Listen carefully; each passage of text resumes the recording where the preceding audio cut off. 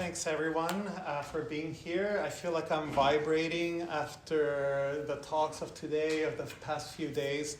I do mean this, like I do feel like I'm vibrating from all the ideas and the conversations and the ricochets. So I'm very happy to be here and present this talk.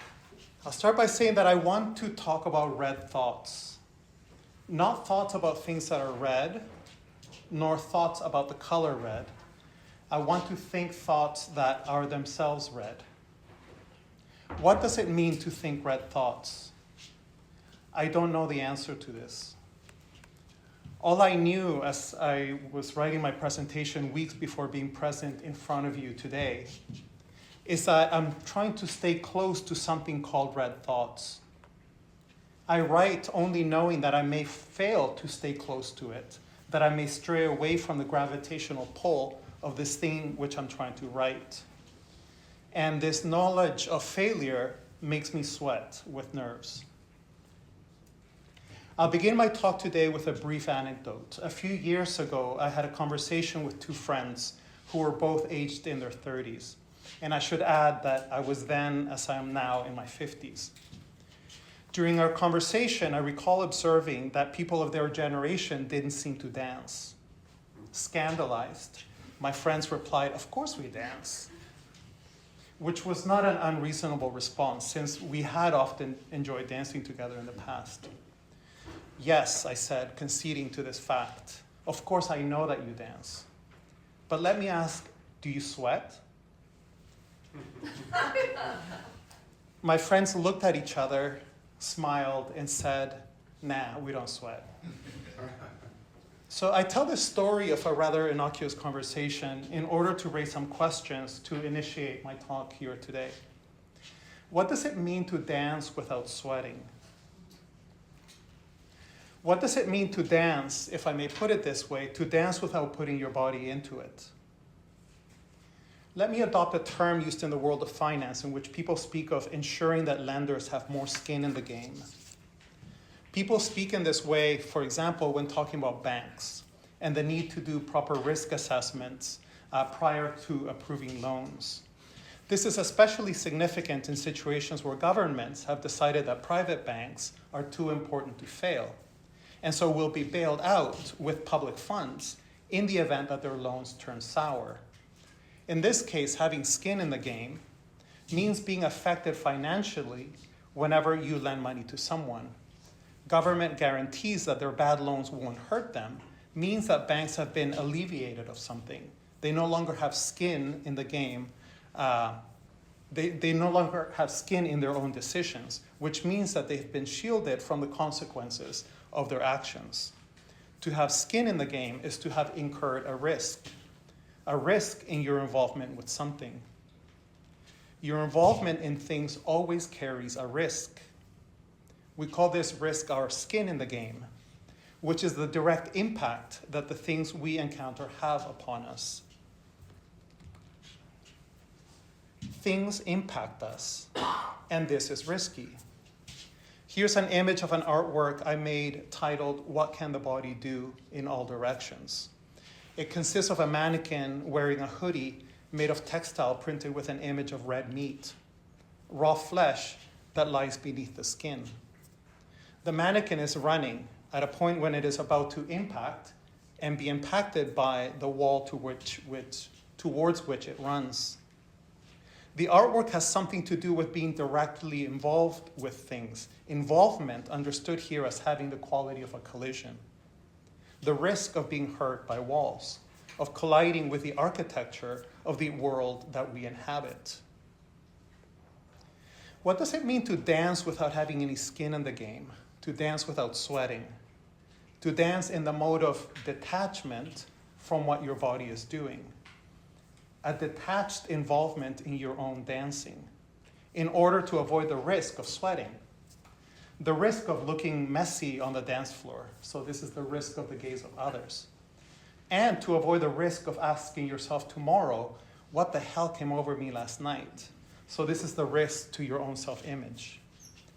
What does it mean to dance as a performance of dancing, of going through the motions of a dance without doing for yourself what the dance does to you in doing it. If you permit me a bit of conceptual somersaulting, I'll try to extrapolate and ask, what does it mean to think without sweating? What does it mean to think without putting your body into it? You see, I have this ongoing debate with my father who asked me about critical thinking. So for 3 years, he had audited a class that I used to teach at the University of Toronto, which was an undergraduate introduction to critical theory. After my lecture one day, my dad asked an important question. How does someone who starts out, as we all do, with an uncritical relationship to one's life, how does this person then begin to think critically? How does this shift from an uncritical to a critical life happen? How does thinking occur? For my father, this shift happens by means of what he calls an antenna. If you have an antenna, what we might call an inborn moral compass, then you can self-reflect about your actions, and this leads to critical thinking. The idea is that a person is able to think alone, reflect upon itself, and come up with critical ideas on its own. And he added that most people lack this antenna, this ability to go inside themselves and self-reflect, and that therefore most people are unable to think critically. I told him that I disagreed. I asked him, can a person who thinks alone ever do anything but simply confirm and reproduce its own pre-existing ideologies? For me, critical thinking does not begin with an act of self-reflection. It does not begin with an interiorized withdrawal from the outside world. In my experience, thinking always begins with a collision. It begins with an impact, a painful shock, in an encounter with something external, alien, or opaque to oneself.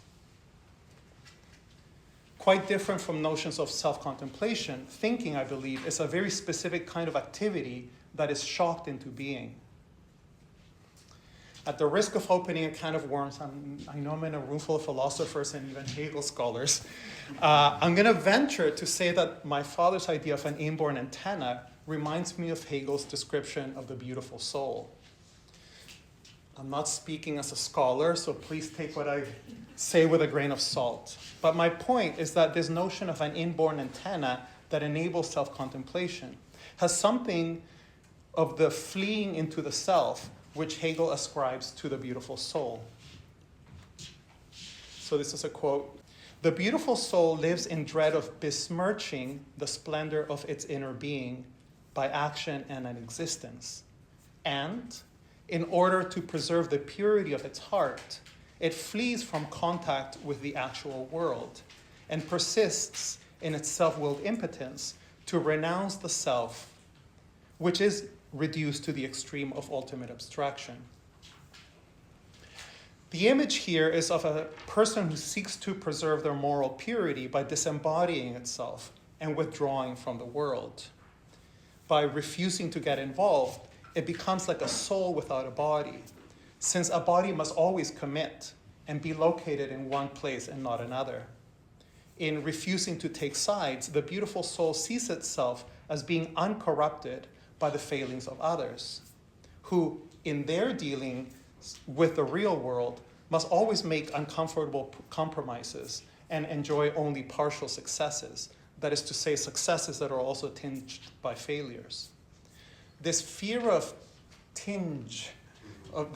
corruption, however, is experienced by the beautiful soul as self-righteousness, as a sign of its pristine moral superiority. In its state of innocence, the beautiful soul seeks to live its life as an abstraction in a world of abstractions, and not as a real world as a real body in the world of actuality. I want you to notice in this passage from Hegel a series of paired terms. The splendor of one's inner being is paired with a sense of dread, the anxiety of being made dirty by existentially taking a position, the anxiety of being besmirched by committing to this action that I take. And the purity of one's heart is paired with a desire to flee, from contact with the actual world, the world of real commitments and risky investments in the things that impact me. The beautiful soul is someone for whom dancing is synonymous with the dread of sweating. If I actually danced, I would get sweaty. I would smell. I would get sullied. I'd get besmirched. I would risk looking messy in the eyes of others, of my friends, and risk messing up the pristine quality of my own self-image.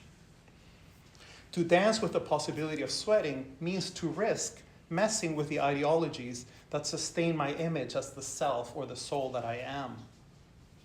If this prospect is dreadful to me, then I would avoid an embodied contact with the world and maintain my sense of purity by recourse to dancing performed as an abstraction, dancing without sweating, going through the motions of a dance without doing for yourself what the dance does to me, to you in doing it, dancing with no skin in the game.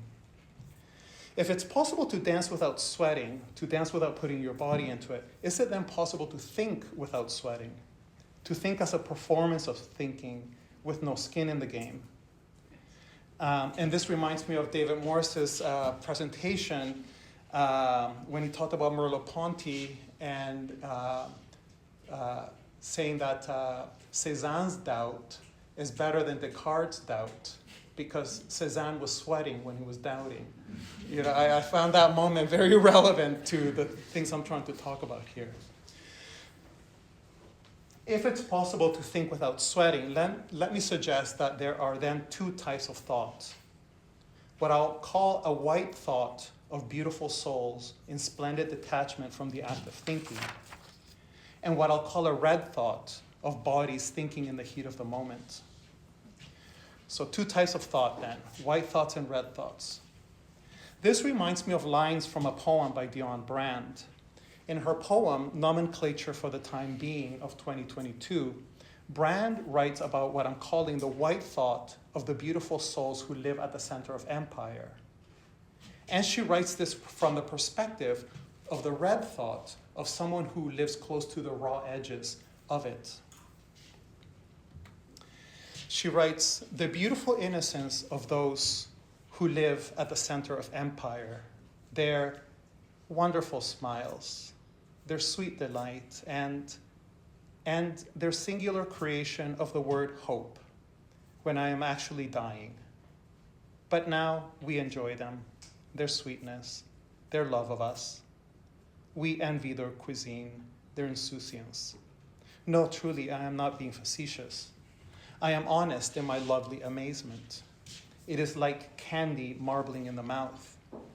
It is an overview of the temporal lobe misfiring unrecognizably, the scrim of their philosophies when they say humanity, everyone, we. These are not lies. We misapprehend the function of language and speech. How can I assure anyone there's no rancor? Trust me on this. So I hope that the connection I'm trying to make is clear. This connection between the beautiful soul in Hegel and the beautiful innocence of those who live at the center of empire in Brand's poem. I'd like to highlight 2 points here about the poem's lovely amazement in confronting such beautiful innocence. The effect of confronting innocent people who are supported by the scrim of their philosophies when they say humanity, everyone, we. The first point has to do with an overview of the temporal lobe misfiring unrecognizably. I should explain that the temporal lobe is one of the brain's 4 major lobes that is located on the sides of the head beneath the temples. The temporal lobe processes sound from the ears, allowing us to understand what we hear. And it also processes visual sensations from our eyes, enabling us to recognize what we see. The temporal lobe also plays a role in language comprehension, connecting us to the meaning of words. It includes the hippocampus, which stores and retrieves memories, particularly declarative memories, that is to say, memories of facts and events. And it also includes the amygdala, which processes emotional experiences. Thus, the precise job of the temporal lobe is to process the impact that the things that we confront in the world have upon us. Its job is to process our collisions at the level of sense, affect, language, and memory. For Dion Brand, in The Encounter with the Beautiful Soul, the temporal lobe misfires unrecognizably. The process of recognizing sights and sounds, of comprehending words, of retrieving memories, and of processing emotions, all of these short circuits. And the poet's temporal lobe misfires unrecognizably in the face of the beautiful soul who lives at the center of empire. My second point that I want to make has to do with the phrase mouthful of marbles, a common idiom to refer to difficulties of speech. The phrase in the poem, marbling in the mouth, thus refers to an impediment where speech becomes garbled and risks unintelligibility. In The Encounter with the Beautiful Soul, the mouth of the poet is filled with candy, their wonderful smiles, their sweet delight, which makes the speech of the poet emerge in garbled form. Language emerges from her mouth broken and fragmented, like a garbled recording left on your answering machine. I recently exhibited a video titled "Can the Monster Speak?" So it's that piece on the right, which attempted to produce or provoke just such an overwhelming experience, the experience of something misfiring unrecognizably. The gallery lighting consisted of a single red light bulb that hung above a box of SOS brand cleaning pads. As we think red thoughts, I would like for us to stay close to the unrecognizable firings of processing the impact of things upon us. Red thoughts, I suggest, have something to do with these collisions, these risks, which are difficult for us to come to terms with, those moments of crisis when SOS signals get emitted. The video had overlapping voices, like multiple voices, so it was kind of difficult to hear and understand something. And this had something to do with the garbled speech of the poet, whose mouth has been innocently stuffed with candy so that her words become garbled. The video also was composed of overlapping, overlayered footage from various online sources. And in this kind of overlaying and complicated thing where it was hard to distinguish between among what you're seeing, this has something to do with an overwhelming misfiring at the level of sense, affect, language, and memory. And I should add sexuality as well. So earlier I mentioned two types of thought, a white thought of beautiful souls and splendid detachment from the act of thinking, and a red thought of bodies and the heat of the moment.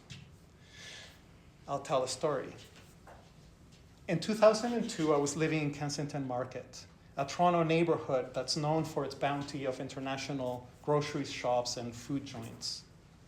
That summer, on June 26, a labor strike was initiated by members of CUPE Local 416, the branch of the Canadian Union of Public Employees that represents outside workers such as garbage collectors. The workers said that the city wanted to contract out some of their jobs to private companies, and the strike sought to achieve job security for workers in the public sector. Then Mayor Mel Lastman, a politician known for his populist hyperbole, together with his allies on city council, began adopting the term jobs for life when describing the demands of the union. It was a kind of way to discredit their demands. Oh, you're asking for jobs for life. Who gets that? 3 days after the outside workers went on strike, Lastman, the mayor, lashed out, angrily saying, "You can shake your head all you want, but you're wrong, and what you're doing is evil." CUPE Representative Judy Darcy responded to the mayor's remarks by saying, "The role that the mayor should be playing is trying to lower the temperature, not raise the temperature, and making inflammatory comments like that does not help." On July 4th, 15,000 inside workers also walked off the job. And this walkout revealed rifts at City Council, with some councillors criticizing Mayor Lastman for pursuing a privatization agenda. The provincial government, under Conservative Premier Ernie Eves, intervened, tabling back to work legislation that compelled workers to return to their jobs on July 11th. I remember those days. Across the city, and certainly in a food haven like Kensington Market, households and businesses began leaving their garbage in huge piles in city parks and public sports courts. So you can imagine, with every passing day, the garbage piled up to fester in the humid summer heat of Toronto. And predictably, these piles of garbage sparked public anger, with citizens being confronted with the impact of the labor dispute upon their daily lives. I tell this story because it illustrates something about our capacity to think. At the heart of the story is the reality of garbage, the shit that each of us generates every day of our lives. This garbage should remind us of Hegel's beautiful soul and its dread of besmirching the splendor of its inner being. Garbage is literally this besmirching thing that produces such dread. Garbage can be defined as whatever it is that threatens to besmirch our inner splendor. My point is that an anxious relationship to garbage, the dread of being sullied by your own shit, directly impacts our ability to think and determines the types of thought, red or white, that we're capable of thinking. Let me describe garbage from the perspective of the capacity to think. The truth of the matter is that in order to stay alive, you and I must eat and shit. As bodies, we create garbage at every step we take each day. Every morning I wake up with bad breath, so I brush my teeth using toothpaste that comes in a plastic tube that I'll throw out when the toothpaste is exhausted. And the toothpaste tube itself came in a cardboard package that I've already thrown out. I spit out the toothpaste foam and rinse my mouth with clean water, which I also spit out. The spittle goes down the drain to join so much other spittle in the sewage system.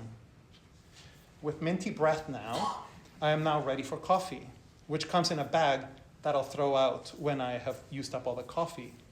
And the coffee grounds that I use to make my espresso every morning, coffee that originated in Kenya or Ethiopia or Colombia, these grounds I will also throw out. So much garbage. I think you get the picture. Normally, the world I inhabit is structured to allow me to think none of this. The architecture of the world is designed to inhibit my ability to think about garbage. I take the cardboard box, the plastic tube, the coffee grounds, and throw all of this into the trash can in my kitchen, so I no longer have to see these things. And on Friday mornings, I take the bag out of the trash can and place it out on the sidewalk. All of my neighbors do the same thing. As if by magic, a truck arrives and sanitation workers pick up all the garbage on my street while I'm busy taking a shower and getting dressed. Who are these people? I do not know or care. Where goes this garbage? I do not need to know or care. All I care about is my innocence, my minty breath, my incapacity to think about my own shit. All I care about is my innocence, which a certain social architecture is there to sustain. All I care about is the fact that the garbage I made yesterday, the garbage I make today, and the garbage I will make tomorrow, I shall never have to see it, smell it, or think about it. All I care about is my privilege to think white thoughts. Now, of course, as we all know, this disappearance trick on Friday mornings does not happen by magic. The sanitation workers do see my shit, they do smell my shit, and they do work hard to ensure that my shit ends up where it will. A quick web search informs me that my garbage is primarily dumped at the Green Lane landfill, a city-owned facility in Southwold Township located 200 kilometers west of Toronto. This landfill site was purchased by the City of Toronto in 2006 and has been in operation for almost 20 years now. City staff warned that the landfill will reach capacity by 2035, 10 years from today.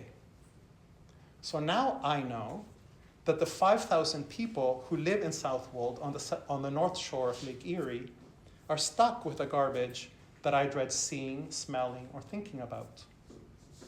My beautiful innocence, my dread of besmirching the splendor of my inner being, depends on the architecture, the durable walls of the world I inhabit.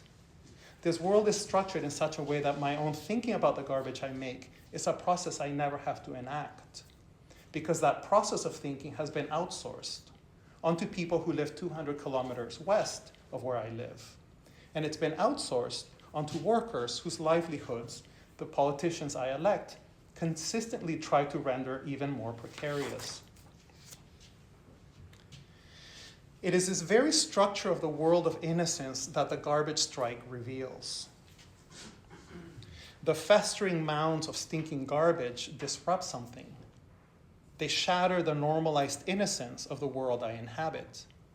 I am shocked by the stench, which hits me like a slap in the face. All of a sudden, I see shit, I smell shit, and shit gets stuck on my shoe, following me as I walk around living my life. The strike, or more precisely the shock which the strike provoked, is an invitation for thinking to take place. The garbage strike is an opportunity for red thoughts to stand in the place where white thoughts used to be, so that the structure of the world of innocence finally becomes a matter for thinking. But notice what happened instead. Notice what I'll call the rhythm of what happened. Quickly, the mayor addresses the striking workers, the people who extended this invitation for thinking. He addresses them and calls them evil. By the use of this single word evil, the striking workers are designated as the scapegoat. As scapegoats, they take the place, they now personify the very thing I disavow, which they had invited me to think about. The striking workers are designated to personify my own shit. And I'm sure that some part of me, in order to protect the white innocence of my thoughts, began to treat the striking workers as garbage. Why don't these lazy bums just do their fucking job? My anger is the expression of this refusal of the capacity to think, which the stench that hits my face has shocked into being. Targeting a scapegoat is the device that we collectively adopt to protect white thoughts against our dread of being besmirched by red thoughts. Our anger is targeted towards these evil people whose faces we good citizens should never see and whose voices we taxpayers should never hear to maintain the splendor of our inner being. My anger is the defense I adopt in order to prevent thinking about the consequences of my way of life. The manufacture of public anger gets initiated by the mayor and his allies at City Hall and then takes a life of its own by dissemination in news media. This disseminated anger, what we typically call a shitstorm, sets the stage for the provincial government to intervene as our savior from evil and legislate an end to the strike, a legally enforced prohibition against the capacity to think in order to preserve a social order premised on the beautiful innocence of citizens like me. This is a work that I recently created titled Show and Tell, which attempts to outline this rhythm that I've just now attempted to describe.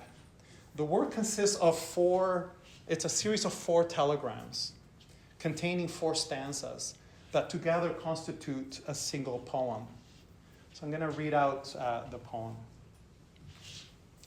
A mask now slipping, a veil briefly lifted, the shit that hits a fan.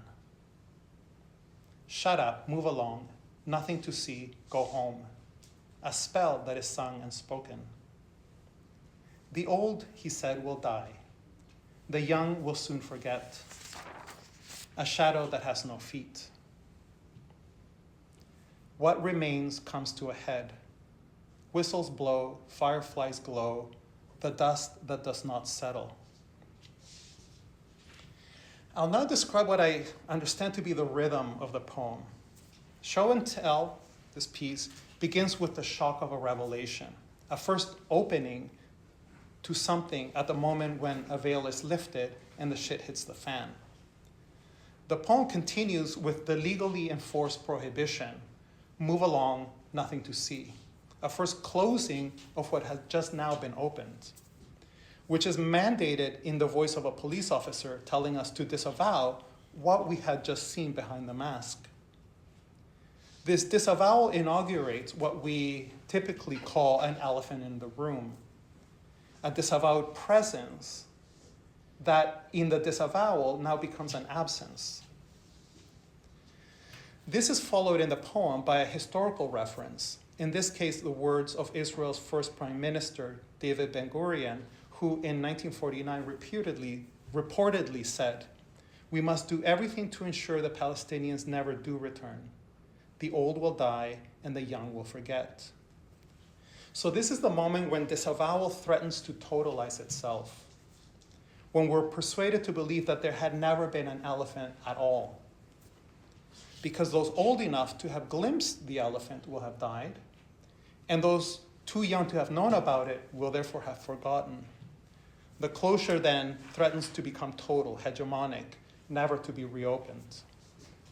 The poem ends with the efforts of whistleblowers and fireflies, the small signals that attempt to reopen what's been closed and to ensure that the dust never settles once and for all. The attempt to reanimate a shock that threatens to become normalized. So the rhythm is that of a pulsation, an opening and closing, opening and closing. My urge to write this poem was catalyzed by recent events following the departure of Wanda Nanabush as the Argyle Youth Ontario's inaugural curator of Indigenous art. This was a seismic shock that occurred 2 years ago when I saw a mask slip, a veil lift, and the shit hit the fan. Some background is needed. 70 years ago, in 2018, the AGO, so this is the main art museum in Toronto where I live, the AGO announced that the J.S. McLean Department of Canadian Art, for decades, a keystone of the museum, was being renamed as the J.S. Centre for Indigenous and Canadian Art. This renaming followed Wanda's tireless advocacy for structural change within the institution. In an essay titled Performing Sovereignty in the Museum, Wanda spoke about this decision to restructure the Department of Canadian Art. She wrote, "Instead of creating a separate Indigenous art department, we decided to use a nation-to-nation model for a joint department where we shared power. It seems so simple, but the sequence of Indigenous and Canadian was extremely important. The AGO said Canadian and Indigenous. I had to work to get that switched because we're first. We should always be first. It means that the land that we stand on, the sovereignty of that land is First Nation sovereignty. Canadian sovereignty derives its existence from ours." I think, this is still Wanda speaking, I think museums never talk about sovereignty. We try to avoid it because museums are usually nationalist institutions meant to serve the nation state. That is a colonial state.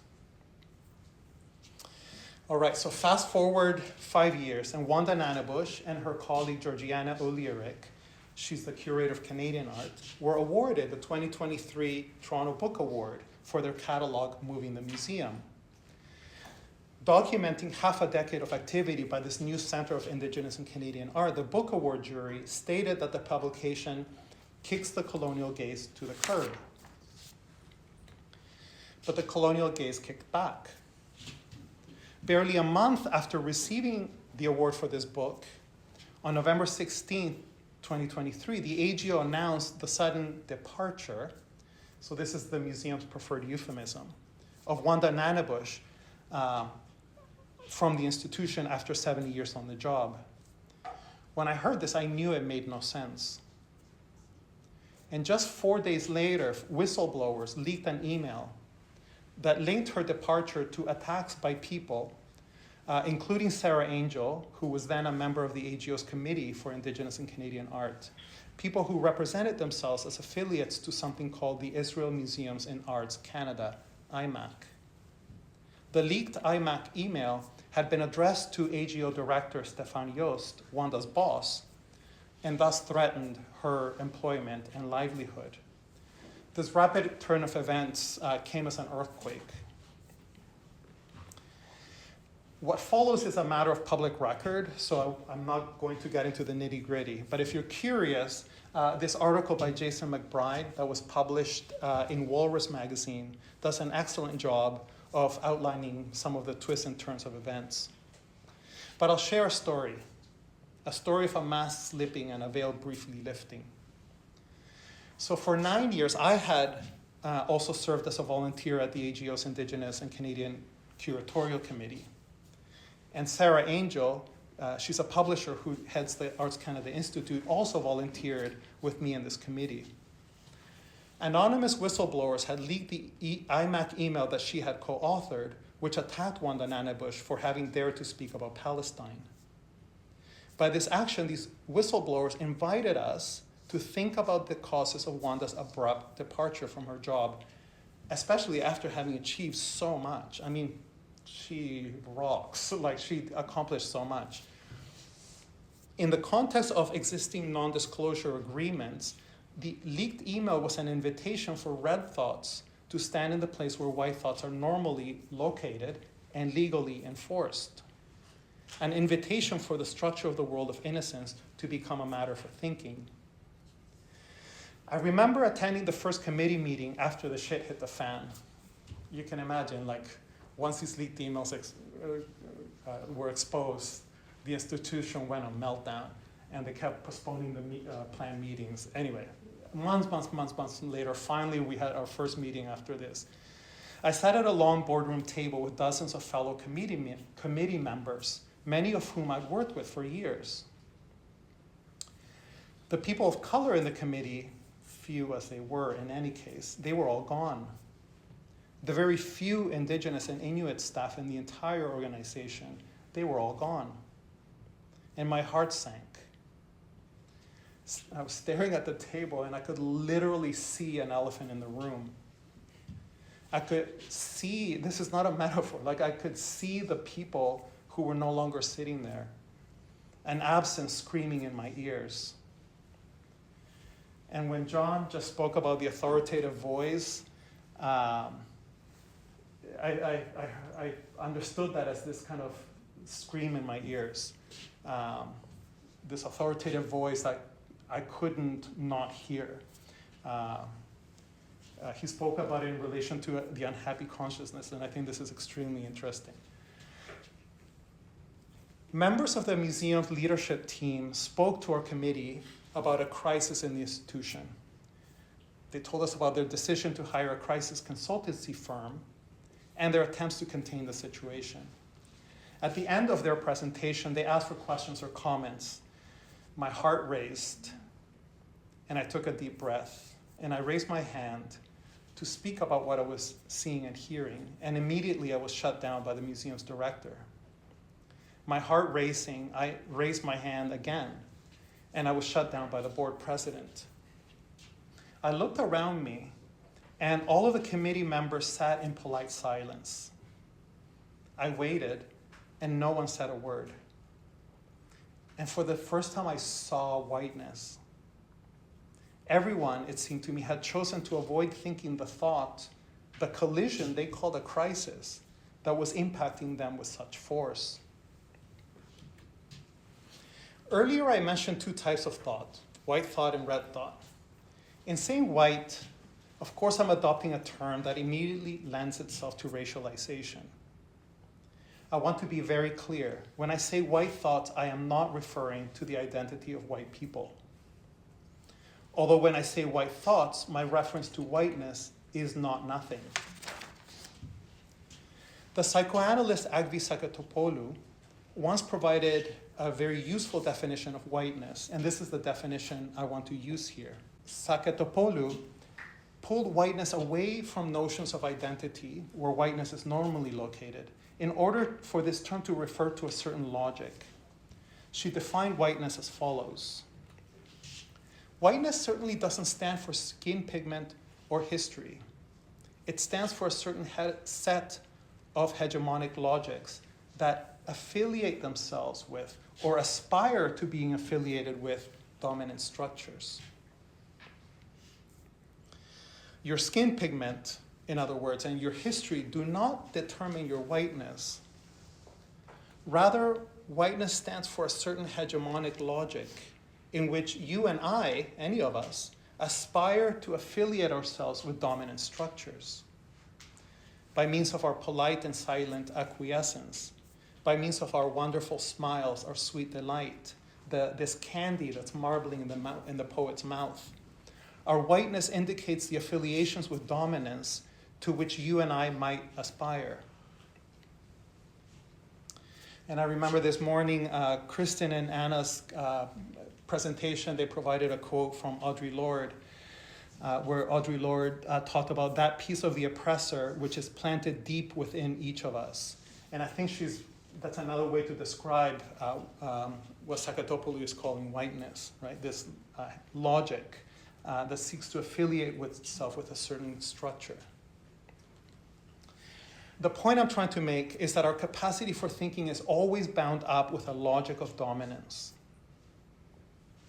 If it's possible to think without sweating, then it means that we're capable of two types of thought. A white thought of beautiful souls and splendid detachment from the act of thinking. Souls in a world of innocence, which is sustained by a legalized avoidance of thinking that preserves the social order. And also a red thought of bodies thinking in the heat of the moment. Bodies in a world of the garbage strike, the stench of which forces thought upon us all. I'm not talking about acts of contemplation. The heat of the moment here refers to the experience when thought collides with something that is unprepared to think it. I'm talking about the event of a thought hitting us like a seismic shock. The crisis at the heart of critical thinking. Here's an artwork I created titled The Red Room. It's a suite of oil paintings on burlap, paintings that have been partially restricted by fences inside the art gallery. I just mentioned a kind of thought colliding against something that's unprepared to think it. It's at this precise moment of crisis that a certain power, a grid, I'm using the words of Bonnie Devine, she alerted me to the existence of this grid, a certain hegemonic logic that aspires to affiliate itself with dominant structure steps in. At this confusing moment in the heat of things, whiteness steps in to reorganize what has become disorganized. I think there's two steps to this kind of stepping in. On the one hand, whiteness designates a scapegoat, who thus becomes a legitimized target of collective violence. And on the other hand, the whiteness designates the innocent agents of such violence, the enablers who sit in silence, resplendent in their sweetness, their love of us. With the silence in the boardroom, with the enforcement of non-disclosure agreements, with the reassuring public statements about rebuilding of trust, the AGO sent out all these reassuring messages about how they're there to rebuild trust and how they're going to instill new institutional policies outlining the rights and limits of political and artistic expression. With all of this, thinking is foreclosed, and the thought is left without a thinker. In the hopes that the dust will soon settle and the institution can soon return to business as usual. My photograph moving the museum, What Then Remains, depicts a finger pointing to a wall. The wall is located at the entrance to the AGO's Department of Indigenous and Canadian Art Galleries. This wall once contained a text in Anishinaabe, English, and French that outlined a mandate, the department's mandate, based on a nation-to-nation relationship between First Nations and Canada. Today, the wall is completely whitewashed. At the moment when I took the photograph, however, the wall still retained faint traces of words, garbled letters, not even letters, less than hieroglyphs, signaling that something was now firing unrecognizably. I think you can kind of see a little bit of the traces that I'm talking about. Okay, now I want to say something about artistic practice as I understand it. Mir Latterman Yukelis is an artist who is attuned to the forms of violence exerted on the people whose job it is to take care of things. She talks about a project titled Touch Sanitation, that she conducted in the late 1970s, done in collaboration with workers of the New York City Sanitation Department. So for this project, over the span of 4 years, she met every single one of the 8,500 sanitation workers, shook hands with them, and thanked them. So this simple action took 4 years to realize, and you can imagine all the institutional navigation that takes. But that was the project. I have to meet every single employee who works in the entire department of sanitation of the city, and touch them, shake hands with them, and thank them. I'm going to read out some of her words. As I do so, notice her working process, which entailed bumping into people, an artistic process that invites collisions. Notice also her observations about the stigma of sanitation work. And finally, I'll ask that you notice the disconnections that she described between what is visible and what is thinkable. Mentioning Sanitation Commissioner Anthony Vaccarello, who assisted her in this project, she said, he had a great influence on me because he said, go talk to the workers. They're great people. He arranged for me to have somebody introduce me to many people and show me various kinds of sanitation facilities, garages, sections, locker rooms, incinerators, marine transfer stations, landfills. Then, I'm continuing her words, then I met Superintendent Leroy Adolph. He was the head of the training center for new sanitation workers. I spent a lot of time there. He insisted on teaching me every aspect of the department. He gave me a big view: cleaning, collection, waste disposal, all the shifts, 24 hours a day. He sent me out on field research. I started talking to sanitation workers, going to incinerators, landfills, bumping into people. I had already done many works with different maintenance workers, so I recognized the maintenance talk right away. But there was a whole other layer of the stigma from garbage. These workers would say, nobody ever sees me. I'm invisible. I mean, they're out there performing their work in public every day in New York City. Why aren't they seen? I mean, the disconnection between what's in front of your face and what's invisible. The connection between what's culturally acceptable, thus formed and articulated, and what is outside culture, thus formless and unspeakable. This disconnection was almost complete. It was so severely split that I thought to myself, this is a perfect place for an artist to sit, inside of this place, because things are so bad that they've become very clear. I believe that the artist is trying to think the thought that the city mayor, the provincial premier, the committee members, the board president, and the museum directors had all attempted to foreclose.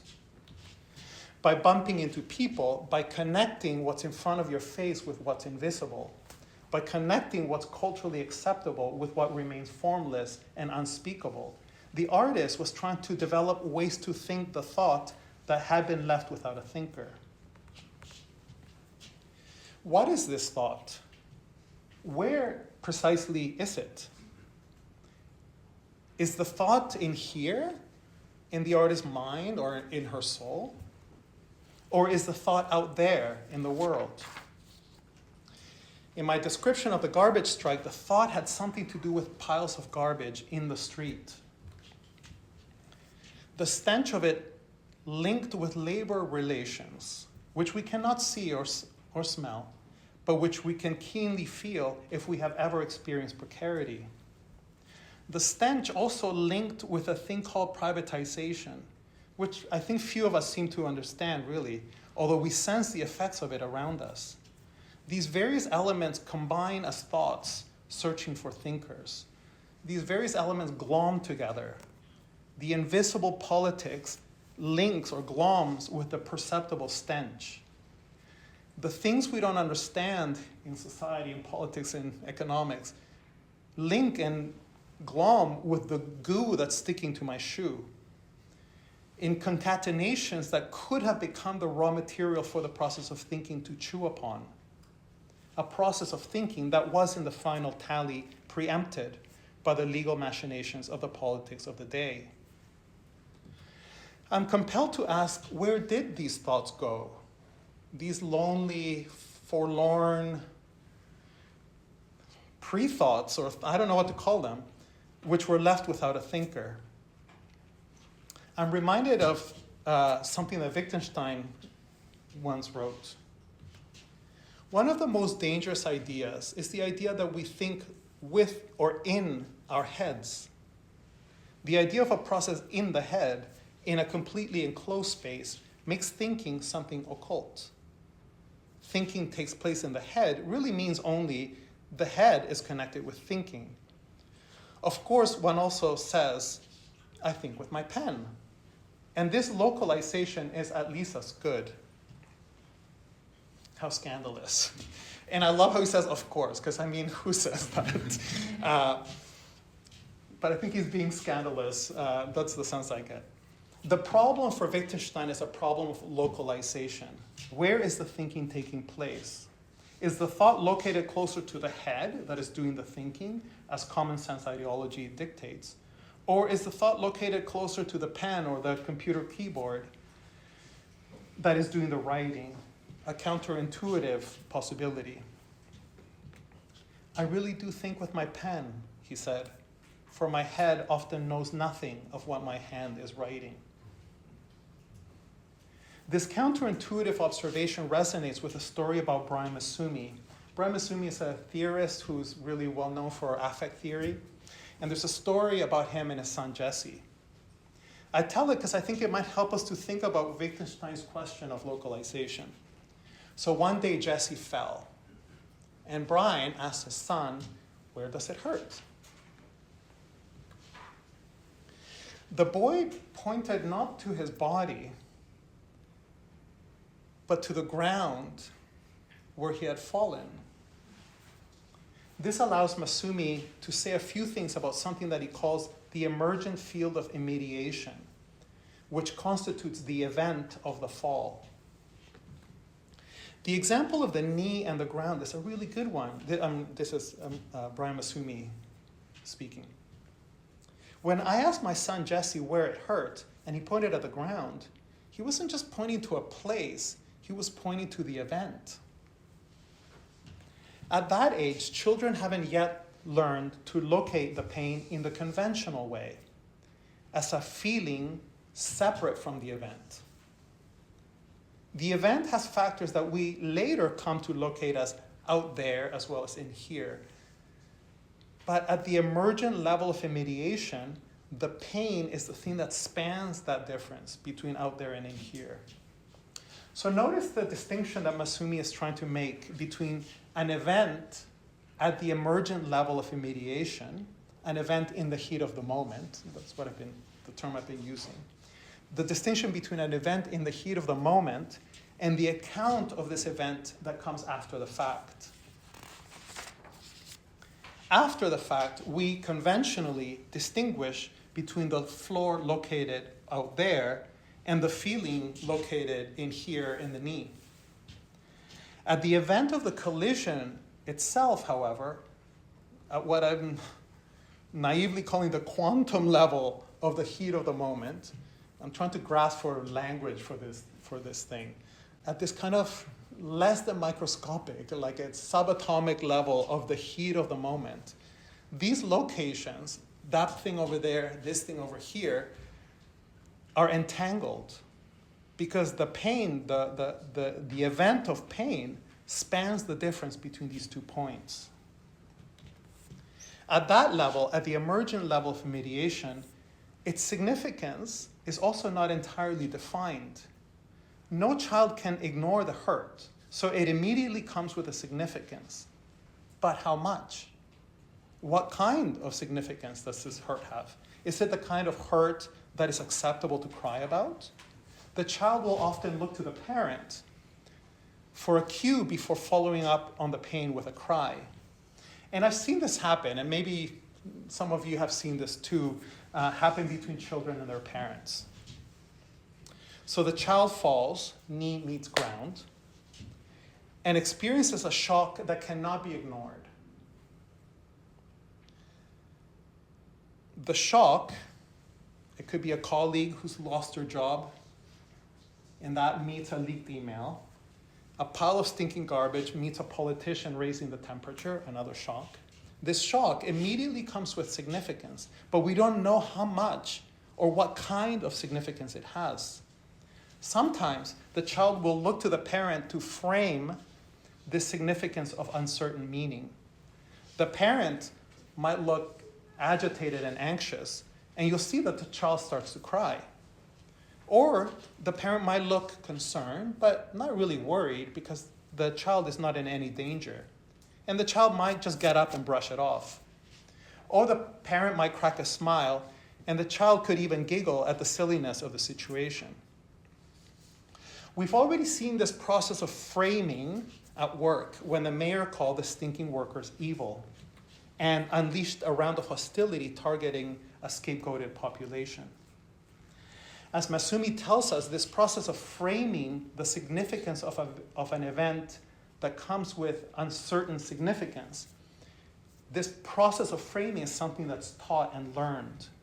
He says, what our pains become for us is a product of learning how to parse the event in acceptable ways.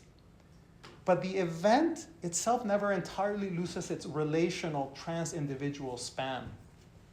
Each pain event starts at the interval, X meets Y, in an as yet indeterminate welling. And what X and Y will turn out to have been coming out of that encounter is always up for grabs to some extent. Accidents often are another example. As an accident is happening, time slows down, and we have this incredibly vivid sense of everything coming immediately together. Light reflections suspended in the air, floating shards of glass, the sound of screeching tires stretched out as if by a synthesizer, an infinity of details. It's only later, after this accident, that what autistics call the chunking into separate objects, factors, and phases of the event occurs. All of that's learned, and there are techniques for that. Where then does it hurt? Is the pain in my knee or on the floor?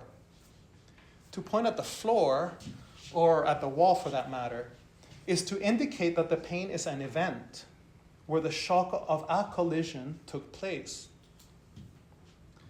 As Masumi's interlocutor, Erin Manning, she's also another important theorist in affect theory, as she describes it, the hurt, knee meets ground, makes no sense outside that event and can't really be distinguished from it.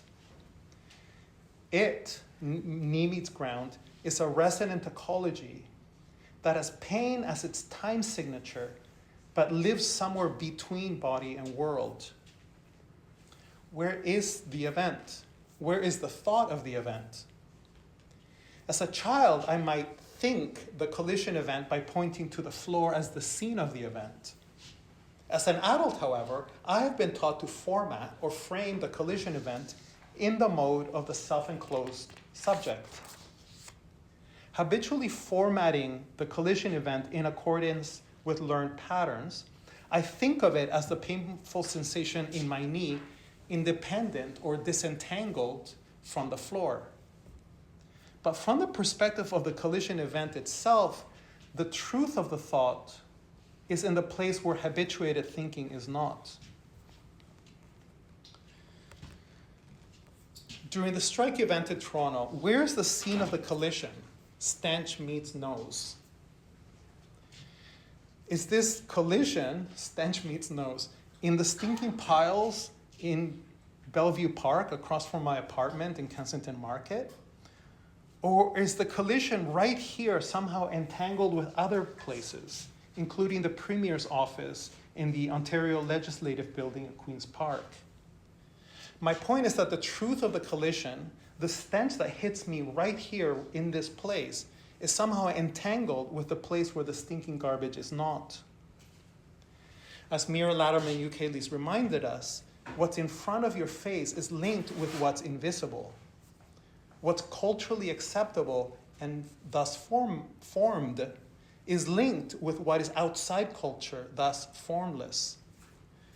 the truth of the collision here in this place is entangled with another place where the thinking of the stench is actively foreclosed, with back to work legislation, for instance, or non-disclosure agreements. The truth of the event is linked with the precise place where the stench is formatted to preserve the insulated innocence of the beautiful soul. My contention is that the beautiful soul actually points the path for thinking the logics of dominance that determine the types of thought that are available to you and me. So I'm going to end. At the start of my lecture, I asked, what does it mean to think red thoughts? And I said I didn't know the answer to this as I wrote those words. All I knew was that I was nervously preparing to dance under a red light in a room like this one, mainly filled with strangers, but also filled with dear friends, to enact in the act of writing what the writing does to me in doing it. And this led to an idea that I couldn't have foreseen. This idea that the thought is a no thing located in the place where the thinking is not. That sounds weird, but I don't know. That's where this process of writing led me, surprisingly. An elephant in the room is one such no thing, right? I'm trying to give name to something. Let's call it a no thing. Let's call it an elephant in the room. But my point is that this no thing is real. Like a black hole, an elephant in the room exerts a powerful gravitational pull in the room, even if it's impossible to see, maybe because it's impossible to see. You can sense a black hole, this present absence, here in this room, or in any other room for that matter, as a thought without a thinker. I say that the thought is without a thinker because the act of thinking, this no thing, has been foreclosed by structures of domination that follow us wherever we go. Thinking has been foreclosed whenever our aspirations, yours and mine, affiliate us with the splendor of such structures. So Wittgenstein thinks with his pen. In the committee meeting, I thought by means of the boardroom table, at the moment that I saw, almost in the grain of the wood, all the people who were no longer there.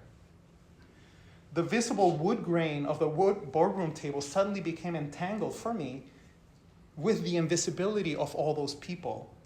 The museum's first indigenous curator, its first Inuit curator, and the two other people of color in the entire committee that the museum had disavowed. This is an image I made, which is part of a series of typewriter drawings titled The Fireflies. So the fireflies, with their small signals in the vast darkness, symbolize the whistleblowers. These drawings are derived from wood knots, the patterns of wood grain that resemble strange faces with open eyes. And these patterns have been rendered in ASCII. It's an early computer technique for depicting images with keyboard letters, numbers, and punctuation marks. All of these kind of elements of language garbled together in an alien code. So I share this ASCII image to indicate that it was at the wood table where the thought collided into me, and I saw something red within the no thing. Perhaps all of this can help us understand something that Heidegger had observed long ago.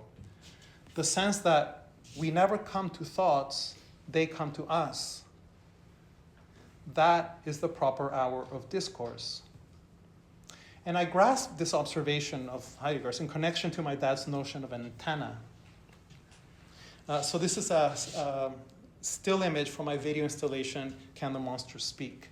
I mentioned that this work layers together a great variety of video footage found online, from astrophysics lectures about black holes and stuff like that, the quantum mechanics of superposition and spooky action at a distance, and also S&M training videos engaging the erotics of domination and submission. The effect of all this densely layered footage is overwhelming and induces the lobes of our brain to fire unrecognizably. I wonder if my dad's antenna positivizes the no thing, that is the critical thought. With this image of an antenna, the no thing gets rendered as a thing within me that would serve as a kind of guarantee or a moral compass. But my point here is that an act of thinking necessarily proceeds without any such guarantees.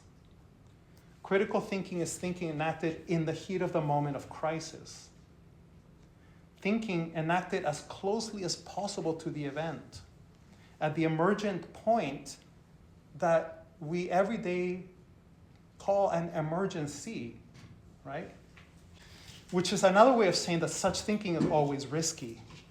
It is risky because such thinking always aims for the truth of the collision and is enacted without guarantees of safety with regards to a certain logic of dominance that is designed precisely to preempt this aim towards the truth of the collision. In the example of the committee meeting, raising your hand to speak carries with it the very real risk of being blacklisted by wealthy arts patron in the city where I live. If there is any positivizing of the no thing that collides with a body that is unprepared to think it, it is the hexaity, the thisness of the wood on the table, in the boardroom. It is the thisness of the stench during the garbage strike, the thisness of the floor on which the child just fell, the thisness of Wittgenstein's pen, which he reminds us that my head often knows nothing of what my hand is writing. So I think there is a kind of positivizing I'm aiming for, but it's the thisness of what in the world almost like yells at me to do something with it. Like it poses a question, and I don't know what to do with that question. So there is a kind of positivizing that I'm suggesting, but it has a kind of dumb and idiotic hexaity. It's the business of wood or smell or something like that. I'll end in the place where I started. In my experience, thinking always begins with a collision. It begins with the event of an impact, a painful shock in the encounter with something external, alien, or opaque to oneself. Thinking is an activity that's shocked into being. It occurs by bumping into walls and into other people. What does it mean to bump against a wall? What is the meaning of the shock that occurs when a child falls, the collision when a population confronts labor struggles in relation to the politics of privatization, and the emergency when whistleblowers reveal the power dynamics that drive our institutions? I'll end with the words of Brian Masumi. An unexpected event throws everything into the air, brings all of life aspects back into question. It's what I call shock. But as Walter Benjamin said, it's happening all the time in small ways. Sometimes a simple shift in attention, or even a blink, like every act of blinking with our eyes, is a kind of micro shock of exactly this type that forces us to reestablish focus, to rejig our potential actions, to refresh our relational field, to rechunk. We're constantly regenerating experience out of these interruptions, big and small. All of us are on the continuum. We're all on the spectrum. But some of us, those whom the autistics call neurotypical, chunk so habitually that we forget the relational emergence of experience. Thank you very much.